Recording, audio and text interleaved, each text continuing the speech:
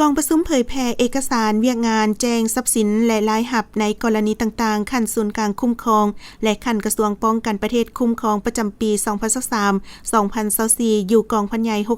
644 ได้จัดขึ้นในวันที่ 10 เดือนพฤศจิกายนนี้โดยการเป็นประธานของสหายพันโทดาวประเสริฐทิพมจันทร์ของหัวหน้ากรมกวดกากองทัพสหายพันเอกแก้วเวียงศักดิ์แก้วลาหัวหน้าการเมืองกองพันใหญ่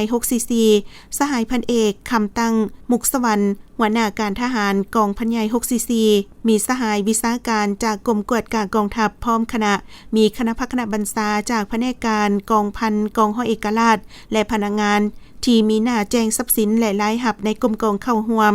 สหายพันตรีวิรกรแก้วมณีวรรณวิชาการกรมกวดกากองทัพได้ผ่านข้อตกลงของกระทรวงป้องกันประเทศฉบับเลขที่4753ลงวันที่11เดือนสิงหาคมปี2025ว่าด้วยการแต่งตั้งคณะสีนำรวมและคณะรับผิดชอบการเคลื่อนไหวติดตามเผยแพร่สุขอยู่การแจ้งทรัพย์สินและรายหับในกรณีต่างๆทั่วกองทัพประจำปี2023-2024สหายพันโทภูมิแก้วดวงศิลป์หัวหน้าแขนงกวดกากองพันใหญ่ 644 ได้ผ่านมติตกลงของกองพันใหญ่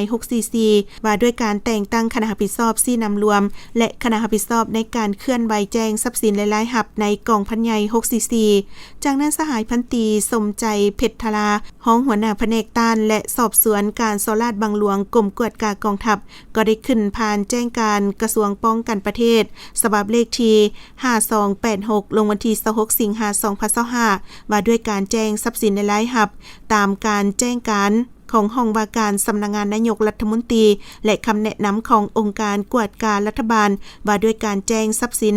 ตามข้อตกลงของกระทรวงป้องกันประเทศว่าด้วยการแต่งตั้งและเคลื่อนไหวของกรมกวดกากองทัพโดยเป้าหมายแมนพนักงานนายและพลทหารขั้นกระทรวงป้องกันประเทศคุ้มครองและขั้นศูนย์กลางคุ้มครองที่ได้รับการเลื่อนตำแหน่งใหม่เลื่อนสั้นใหม่โยกย้ายไปรับหน้าที่ใหม่และผู้ที่จะพักผ่อนรับเบี้ยบำนาญหรือบำเหน็จจุดประสงค์ของการเผยแพร่เอกสารในครั้งนี้ก็เพื่อให้พนักงานองค์การจะตั้งทุกขั้น